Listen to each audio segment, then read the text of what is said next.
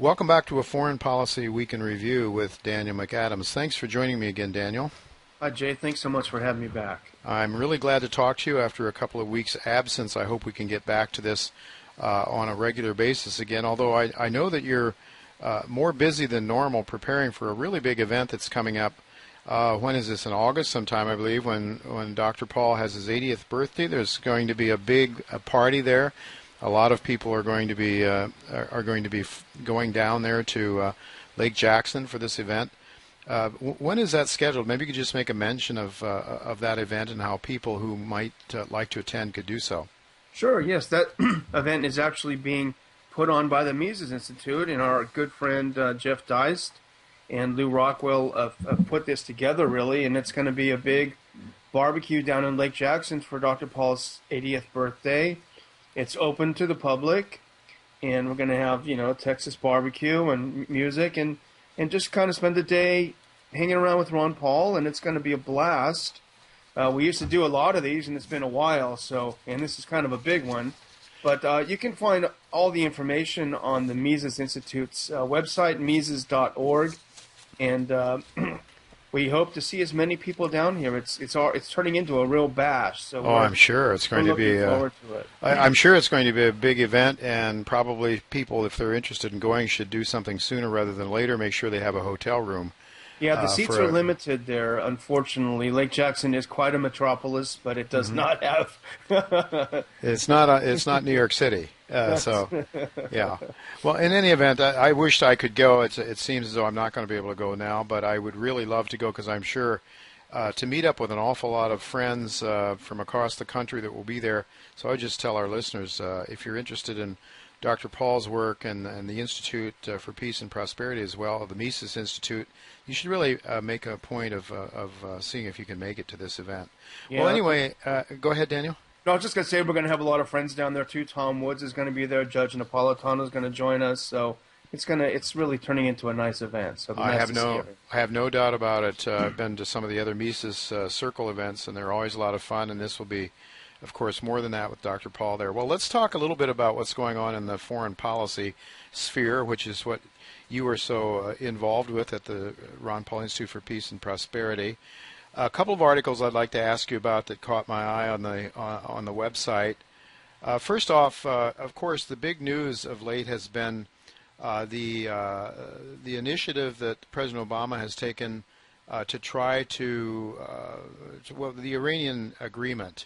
To try to limit the growth of nuclear weapons, or to try to keep a peace agreement, if you will, between the United States and Iran and others. And I know that there's a lot of people in this country who are very vocally against it, not the least of which is Bill Kristol. And you wrote an article about Bill Kristol on the Iranian deal. Kristol calls it Munich, and try to stir up the notion that we've got another Hitler, that we better stop him now, or we're going to have a lot more trouble in the future. That would be the message of Bill Kristol, I guess. But talk to us a little bit about what's Kristol saying. I mean, one of the quotes here, it says, Kristol supposedly said, if the deal goes through on the U.S. and it will mean the return of $150 billion that was seized from the Iranians by the United States, and that money will be used to commit terrorism against the United States, end of quote. Yeah, let me just ask you, Daniel, this is the kind of rhetoric we hear on and on and on and on in the mainstream media. Tell me, why is that not true? Because, that's the Kool-Aid that we're being fed all the time. What's wrong with Kristol stating that? Why is that not true? Sure, absolutely. That's not actually a quote. That was my characterization of what he said. Oh, okay. The quote that he had is actually even worse, Jay, because it says, how can we debate the deal without attending to the $150 billion that's going to a regime with American blood on its hands? So if you read it in that context, it sounds like he's saying that as soon as Obama finishes this deal, he's going to write the Ayatollah a check for $150 billion. Yeah. But of course that's not the case, because it's their money. It's Iranian money that the U.S. seized decades ago. Yeah. And has been holding on to it ever since. So why shouldn't they get their own money back? With interest. Well, yeah. Although we're not getting any rates, they wouldn't have. It wouldn't make any difference. But going back to I don't know, was this taken in 1980 during the Carter administration, 1979? Does that go back to the time of the hostage situation in Iran? That's a good question. I'm not exactly And if sure. so, there were double-digit interest rates in those days. So That's true. They might have a pretty penny on that. But Yeah. so it really is this deceptive thing that makes you think that they're going to be giving them the money. But I mean, your question is a fair one. How do we know they're not going to take that 150 billion and use it to attack the United States? Well, maybe because they've never attacked the United States in the past. Yeah. So why when the relations were acrimonious and they did not attack, why would they suddenly attack when the relations improve? Well, they didn't attack the United States on our borders. I guess you could say they attacked us in the embassy in 1980. Well, in 1979, they did take over the embassy, and they did take American hostages.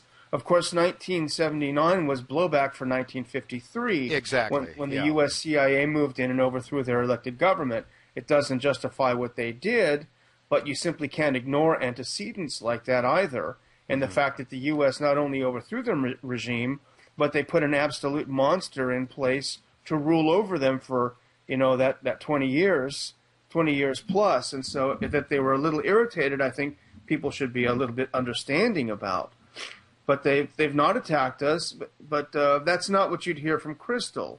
Because Kristol, this is something else I put in it, that Kristol points out that, the Iranians have killed 1,000 Americans since 9/11. That sounds horrible. You want to find out what is going on. But here's the way he calculates it. Every piece of military equipment that was used from Afghanistan to Iraq to anywhere else that resulted in the death of American, if that had any Iranian manufacturer on it, then the Iranian government was to blame. And I simply pointed out, if that's the measurement, then what about the U.S., which is the largest the largest dealer of military equipment in the world? Yeah. Are we responsible for every bullet that kills every innocent over the world? Then I think you'd be talking about more than 1,000 people. Well, Kristol and the neocons are always guilty of a double standard, it seems to me, because I guess would Kristol deny any involvement or any wrongdoing when the CIA overthrew an elected government in 1953? Would he think that was a good thing, that's something we should have done? Because he certainly supports, I think he does, correct me if I'm wrong, but I think Bill Kristol probably very much in favor of what we've recently done in the Ukraine and elsewhere, probably the Arab Spring, all of those events where we've had some sort of NGO involvement of one kind or another. So I mean, the idea is, if you don't see that part, it's like taking a stick and striking a hornet's nest. Yeah. The hornets are going to come out and sting you if they can, but you deny that you've struck the hornet's nest. It seems to me that that's what he's doing. Would you agree with that? Yeah, I mean, I don't want to speculate on what Kristol would say, but my guess is he probably would justify the CIA overthrow in '53 by saying, oh, well, Mossadegh was nationalizing some oil fields, and he was giving a raw deal to American corporations, and this was the whole justification for not only Iran, but also, if you remember, Guatemala in the 50s. All of these CIA adventures were to the benefit of large U.S. corporations. So he might find a way of twisting it around and saying that Mossadegh was a communist, therefore we had to stop the red tide, in Persia or something. I'm speculating, but that's probably what he would say. Yeah. Well, it's... There's something else there in this article that you wrote. The other thing that has Kristol up in arms is a deal in what he calls the notorious Annex 3D.10 agreement, which he claims will help the Iranian regime fight off attempts by others to slow its nuclear program and more. But what does the Annex really say? You're raising that issue.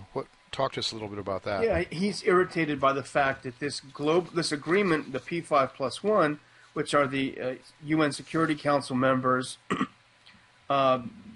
negotiating through the UN this multilateral deal, and parts of the agreement consist of, okay, once we've established that this is an absolute peaceful, legal nuclear power program in Iran, and we have all these checks and what have you with the IAEA.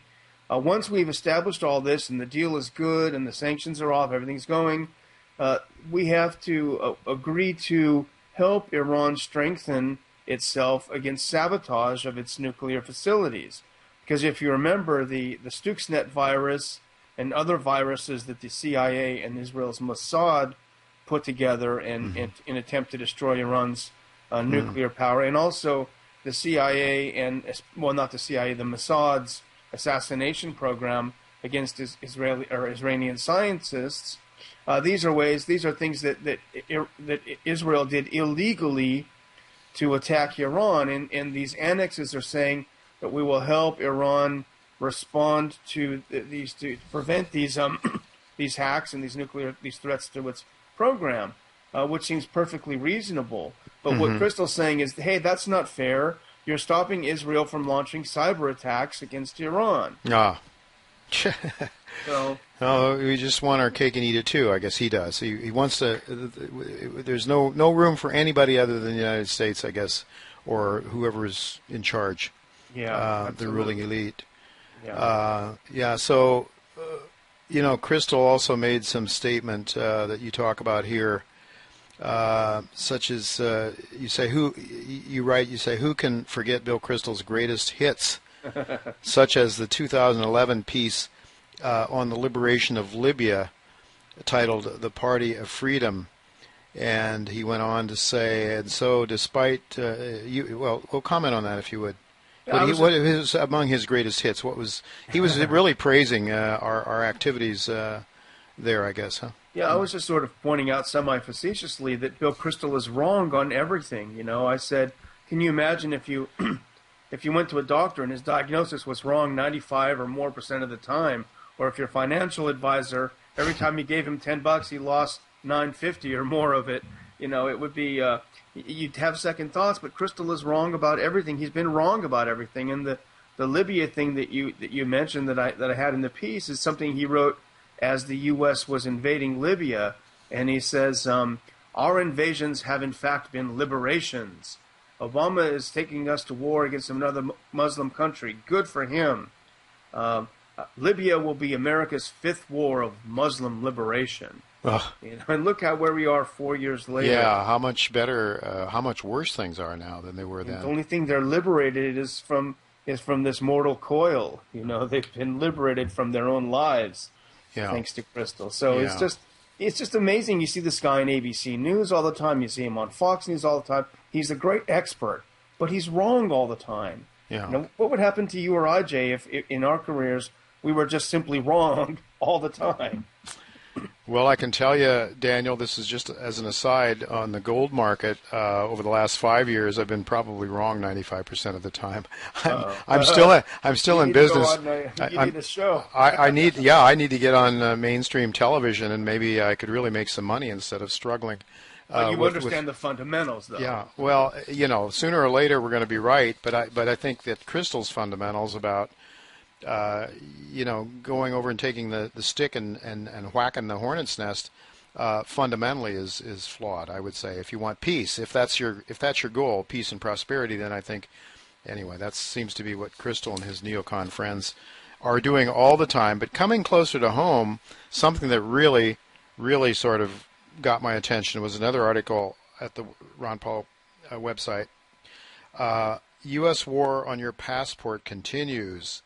Now, I know that I have a friend here in New York who's married to a lady with a Colombian citizenship, and I think there's some real tax ramifications now to try to keep, if you have a spouse that's not an American citizen, what they're afraid of is that the spouse of the American citizen can take money out of the country, in this case to Colombia, for the family. And they want to lock that money in. They don't want it getting out of here, I guess. But anyway, what is this war on passport all about, and what are they trying to do to us with that? Well, these were two pieces of legislation this week, both of them targeting Americans holding passports. The first one was a suspension bill, and a suspension bill is something that's considered non-controversial, like renaming of a post office or something of that nature. Sure. It's just something that they kind of get out of the way that they've got to do. Yeah. But they put this horrible bill, I think it was a Ted Poe bill, up on the up this week, on the suspension calendar, 20 minutes of debate on each side. They voice vote it. It doesn't have any recorded vote. And essentially what it was, it's H.R. 237, and it's essentially a bill that would authorize the Secretary of State, if he determines that an American citizen has been, and I want to get this exactly right, because it means that if an American citizen is determined by the Secretary of State to have aided, assisted, abetted, or otherwise helped an organization the Secretary has designated as a foreign terrorist organization, the U.S. can revoke your passport. So think about how wrong that is on how many levels. Yeah. The Secretary of State is not following any sort of legal procedure. He's not forced to provide evidence. As a matter of fact, as I note later on in the bill, he can actually send his report to Congress on what he's done in a classified form, so you won't even see that's what's been done against you. There's no due process involved. Jeez. And essentially you become, it's like in the Soviet Union, when you were in internal exile, they sent you to Gorky and you couldn't leave. It'll be the same here. You can't leave the country. And, I pointed out there's a politicized nature of which group is a terror group and which one isn't. Yes. Because for a number of years, the MEK, which is kind of an Iranian Marxist jihadist death cult, they had been on the U.S. terror watch list because they had killed a lot of Americans, and they're crazy. But all of a sudden, since they were fighting the Iranians, so many American power elite were getting on their side and enjoying them, and they were doing all sorts of sabotage inside Iran, so they finally were able to get themselves taken off the list. And I sort of half-jokingly said, what if I had said something nice about them the day before they were off the list? I could have been sent to internal exile, and then the next day they're just perfectly fine. And no trace of you. You just disappear, and no written, no legal proceedings or anything. Just no legal gone. Proceedings. You can't leave the country, and if you're outside the country, you can't come back in. So it's chilling. Yeah, go go ahead, Dan. No, go ahead. No, I was just going to say a couple of words are very troublesome to me. One, you just sort of hit on the idea of who is a terrorist and how do you define that? Because, we know that Tea Party people got themselves, the IRS went out and looked to try to catch Tea Party people because of their because of their politics, because of their who knows why, maybe just because they're an enemy party, or they threaten them politically, or they have ideas that are dangerous to the establishment. So how do you define a terrorist if it's not even defined? And then how do you define aiding and abetting? Yeah. I mean, what does that mean? Aiding or abetting is really what it is. And what if, here's an example. The group Hamas is, considered a terrorist group by the U.S., but they were duly elected in Palestine to lead it to politically. So what happens if you were simply to state a fact? Well, you're not defending them or saying how great they are. You just said, well, hey, they were elected. Yeah. That could be considered aiding them because it gives them a sense of legitimacy. So, I mean, what are the barriers? Where are the guidelines? It's just set by the Secretary of State, who could be, it could be John Bolton next time. Daniel, our friend here, Kristol, was talking about Munich. And I'm recently started reading this book on Bonhoeffer, the Lutheran priest or pastor who gave his life up, in fighting the Nazis in World War II. And in reading that, I'm seeing how the laws were sort of quietly passed and slipped into being, a little here, a little there, and the next thing you knew, it was totalitarian government. It seems to me, where Kristol's worried about Munich, the Munich is right here potentially with this kind of legislation. Yeah. And it gets even worse, Jay, because that was followed up later in the week by something being added to the of all places, the highway funding bill for this year, and buried in that bill was a component saying that if the secretary determines that an individual is seriously delinquent in tax debt to the IRS over $50,000. Quote, the Secretary shall transmit such certification to the Secretary of State for action with respect to denial, revocation or limitation of passport. So if you owe Uncle Sam a big tax bill, they're going to take away your passport and you can't leave, or if you're gone, you can't come back. You know, I'm old enough to remember the Berlin Wall, of course, and you're younger than me, but you are too. You're old enough, at least old enough for that. Remember how we used to talk about how dictatorships had to put up walls to keep their people from leaving?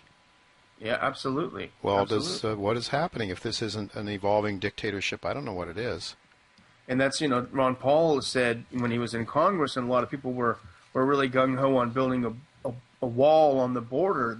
He said, hey, listen up. This is not necessarily to keep foreigners out. This wall is going to be used to keep us in, too. Mm-hmm. And we're already seeing that come to pass. No, we're seeing it, but I don't know how many Americans even are paying attention to it. I guess as long as they have their baseball or their dance shows or whatever on television. A bread and circus of our own kind. Anything else you'd like to add, Daniel? And maybe you can tell us what you'll be keen to be keeping an eye on next week.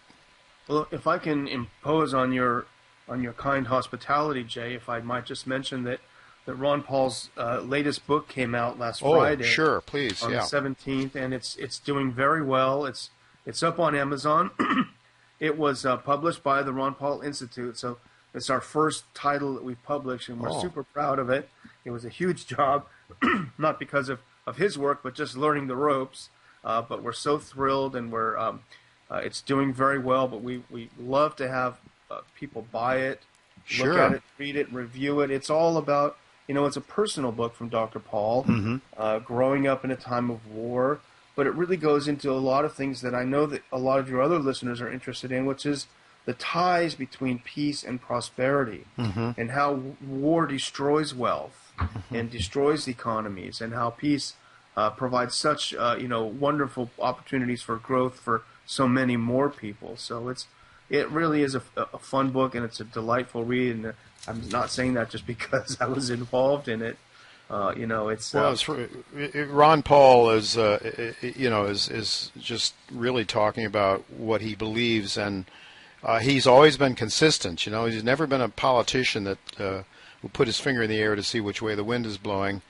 He's always been consistent on these things, and that's his credibility is, I think, second to none among people that have run for president. And so people can go right to the Ron Paul Institute website and purchase this book, Daniel? Actually, it's you can get it on Amazon right now. It's on paperback and Kindle, and it's called Swords into Plowshares, Ron Paul's latest book.